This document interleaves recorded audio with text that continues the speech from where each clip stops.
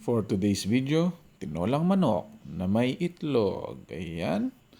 At ang mga gagamitin natin, sayote, sibuyas, bawang, tanglad, at ang dahon ng sili. Ayan, nakaprepare na. Maggigisa na tayo.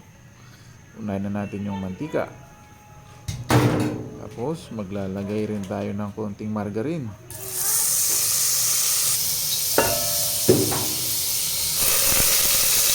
Ayun, ilalagay ko na ang bawang. Bawang pa lang, ang bango na. Tapos, ilalagay na ang luya. Ayan. Halu-haluin lang. O, gisa-gisain. Bala na kayo dyan. Ayan, ang bango.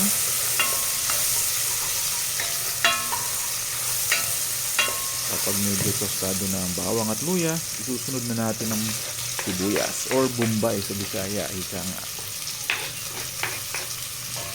Tapos, halu-haluin ng balagi. Ayan. Natusta na. Ilagay na natin ang native na manok. Native na manok is brought to you by Tiyo, ang mabait na siyungan. Shout out to you ka. Maraming salamat. Maraming at napakasarap ng inyong manok. Isagisin lang po natin. Ang bango. Wala pang ano, wala pang rekado. Manok pa lang, mabango na.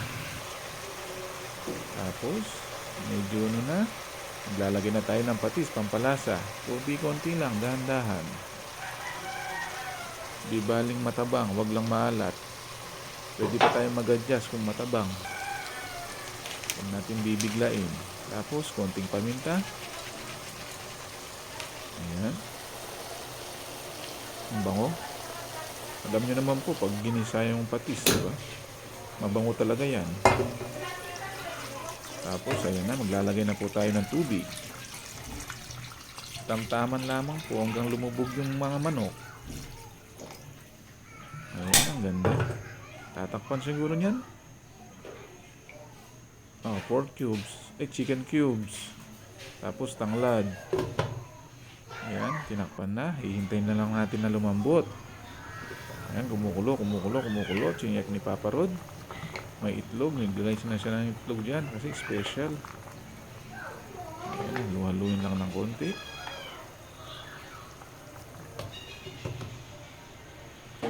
Makalipas ang ilang minuto, lalagay na yung sayote. Ayan. Beautiful. Mabango.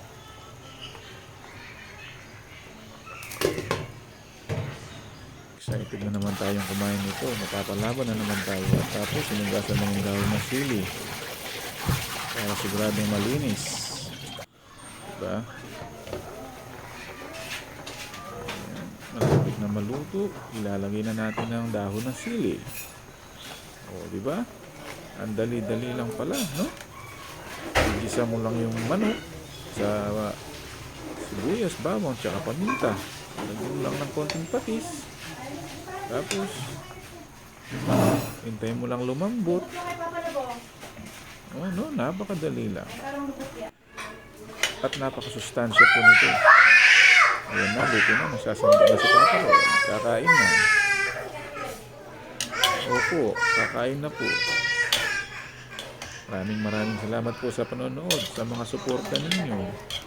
Huwag po kayong mahihiyang mag-like at mag-share. Maraming salamat po in advance.